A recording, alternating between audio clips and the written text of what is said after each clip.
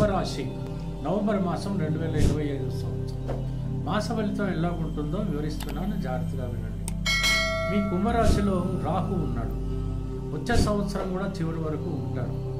రాహు దేనికి కారకుడు అంటే అనవసరమైనటువంటి ఖర్చులు కలిగజేస్తాడు, లేనిపోని భ్రాంతిని కలిగిస్తాడు.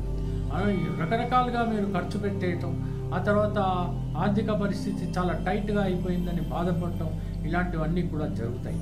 కాబట్టి ఉద్యోగస్తులైనా వ్యాపారస్తులైనా ప్రొఫెషనల్ రంగంలో ఉన్నప్పటికీ కూడా ఎవరైనప్పటికీ కూడా మీ తలపైన రాహు ఉన్నాడని తెలుసుకుని మీరు సాధ్యమైనంత వరకు ఒక పథకం ప్రకారం, ఒక ప్లానింగ్ ప్రకారం మీరు అన్నీ ఆలోచించుకుని మీరు అడుగులు వేసినట్టయితే వచ్చే ఆపద ఏమాత్రమూ లేదు. ఇకపోతే వ్యాపార రంగంలో చాలా బాగుంటుంది, బాగా సంపాదిస్తారు.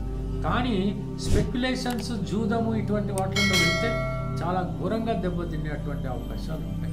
కళ్ళకి సంబంధించినటువంటి సమస్యలు సంభవించవచ్చు, కొంచెం జాగ్రత్తగా ఉండండి. పోతే దూర ప్రయాణాలు చేసేటువంటి అవకాశాలు మీకు లభిస్తాయి. అది శక్తివంతంగా ఉంటాయి, అర్థవంతంగా ఉంటాయి, ఆర్థిక పరంగా అద్భుతంగా ఉంటాయి. కాకపోతే మీరు అక్కడికి వెళ్ళిన తర్వాత ఎంతవరకు మీరు పనులు సాధించుకొస్తారు అనేది టెస్టింగ్.